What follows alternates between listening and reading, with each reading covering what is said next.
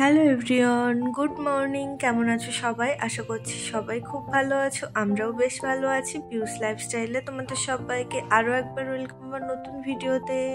এখন অলমোস্ট অনেকটাই বেলা হয়ে গেছে আর আমার কিন্তু কাজ বাজ রান্না বাড়া সবই হয়ে গেছে।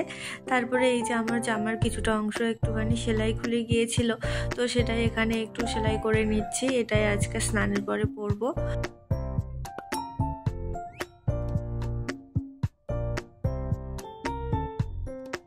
আর আজকে সেই সকাল 9টা থেকে লাইট ছিল না, এসেছে ওই 4:30টার দিকে ধৃতাংশুকে যখন আনতে যাব টিউশন থেকে তখন। আর এখানে কিন্তু আমি স্নান করে নিয়েছি, তারপরে এখানে একটু ক্রিম মেখে নিচ্ছি। আর এই জানলার একটা পাল্লা না খুলে রাখি, তাহলে একটু রোদ্দুর আসে আর স্নানের পরে এখানে বসলে গাটা একটু গরম গরম হয়ে যায়।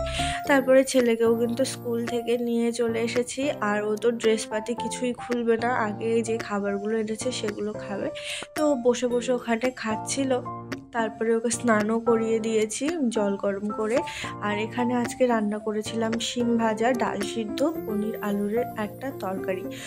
তো ধৃতাংশু কিন্তু আর কিছুই খেলো না, পনির আলু দিয়েই ওকে খাইয়ে দিয়েছি।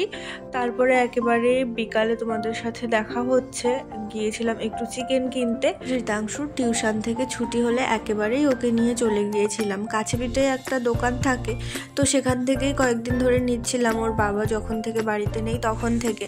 কিন্তু আজকে দেখলাম দোকানটা খুলিনি, পাশাপাশি দুটো দোকান ছিল, দুটোই বন্ধ। তো ওখানে প্রায় 10 মিনিট অপেক্ষা করেছি, দোকান খুললো না, যে কারণে আরেকটু অনেকটা দূরেই যেতে হলো। ছেলে আর আমি সেখান থেকে নিয়ে যখন ফিরছি দেখি যে তখন এই দোকানটা খুলেছে।